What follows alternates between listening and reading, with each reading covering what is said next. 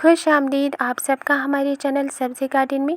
आज की वीडियो में हम जानने वाले हैं कि क्या हमें ऑनलाइन बीज खरीदने चाहिए, क्या ऑनलाइन बीज खरीदने के फ़ायदे होते हैं या फिर ऑनलाइन बीज नहीं खरीदने चाहिए। तो सबसे पहले हम फ़ायदे के बारे में जान लेते हैं कि ऑनलाइन बीज खरीदने के क्या फ़ायदे होते हैं। ऑनलाइन बीज जब आप ख़रीदते हैं तो आपको घर बैठे ही बीज मिल जाते हैं। अगर आप एक साथ कई पैकेट्स मंगवाते हैं तो एक ही पैकेट में कई तरह के वेजिटेबल्स के बीज मिल जाते हैं, कई तरह के फ्लावर्स के बीज मिल जाते हैं, कई तरह के फ्रूट्स के बीज भी मिल जाते हैं और साथ ही ये आपके टाइम को भी बचाता है।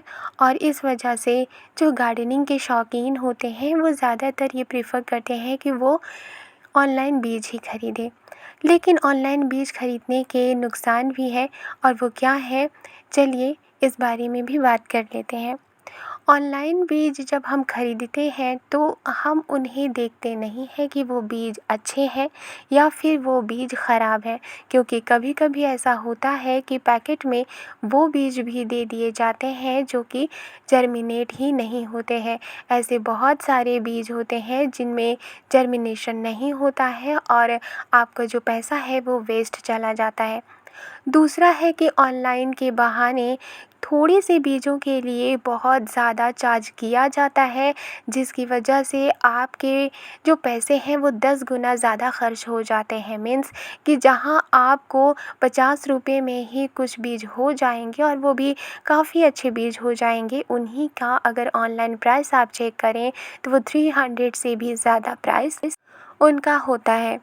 तो हालांकि ये आपके टाइम को बचाता है, लेकिन फिर भी ये आपके पॉकेट मनी को आपसे खर्च भी करवाता है।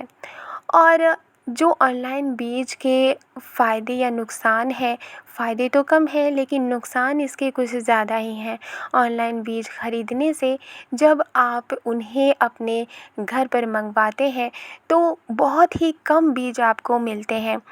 मान लीजिए कि अगर आप किसी वेजिटेबल्स के पैकेट को मंगवाते हैं तो उसमें जो लौकी होती है या फिर तुरई होती है या फिर किसी और सब्जियों के जो बीज होते हैं बहुत ही कम मिलते हैं, जैसे 5 है बीज मिल जाते हैं आपको। और अगर कोरिएंडर के बीज होते हैं तो वो बहुत काफ़ी थोड़े से होते हैं, फिर मेथी के बीज होते हैं वो काफ़ी थोड़े से होते हैं। जब आप इन्हें खरीदते हैं तो ये आपके जो पैसे होते हैं वो काफ़ी खर्च होता है। इस वजह से इससे बचने के लिए आपको क्या करना है कि आपको ख़रीदने की ज़रूरत ही नहीं है। ऑनलाइन उस बीज का इस्तेमाल कीजिए जो आपके किचन में आसानी से अवेलेबल हो जाते हैं। बहुत सारे ऐसे पौधे के बीज हैं जो आपकी किचन से ही मिल सकते हैं, तो क्यों ऐसे बीजों को ऑनलाइन आप ख़रीदते हैं? क्योंकि जब ऑनलाइन आप खरीदते हैं तो कुछ ऐसे बीज होते हैं जिनके साथ साथ वो बीज भी बेचे जाते हैं जो कि ईज़िली आपके किचन में मिल जाते हैं। तो आपको ऑनलाइन मैं तो सजेशन यही दूंगी कि आपको ऑनलाइन बीज की ज़रूरत नहीं पड़नी चाहिए। आप अपने ही मार्केट में जाइए। आप रेगुलर वेजिटेबल्स ख़रीदने जाते होंगे, फ्रूट्स ख़रीदने जाते होंगे, सामान ख़रीदने जाते होंगे, वहीं से आप किसी नर्सरी से प्लांट लेकर आइए, आपको फ़ायदा होगा और बीज वहीं से मिल जाते हैं।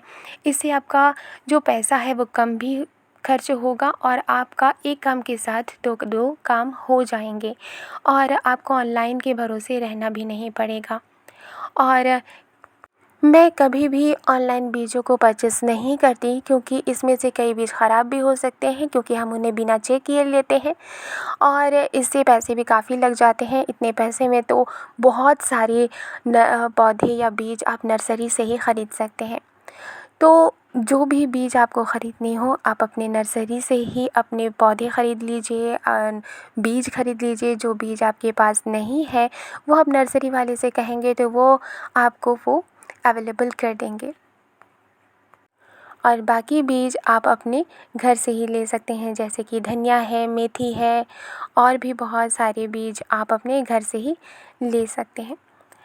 मैं इसी तरह से गार्डनिंग किया करती हूँ, अपने घर में इस्तेमाल होने वाली बीजों से ही पौधे लगाती हूँ और बाकी पौधे मैं नर्सरी से ख़रीद लेती हूँ या फिर नर्सरी से बीज ख़रीद लेती हूँ। वीडियो पसंद आई है तो लाइक एंड सब्सक्राइब करना मत भूलिएगा। मिलती हूँ नेक्स्ट गार्डनिंग में। शुक्रिया।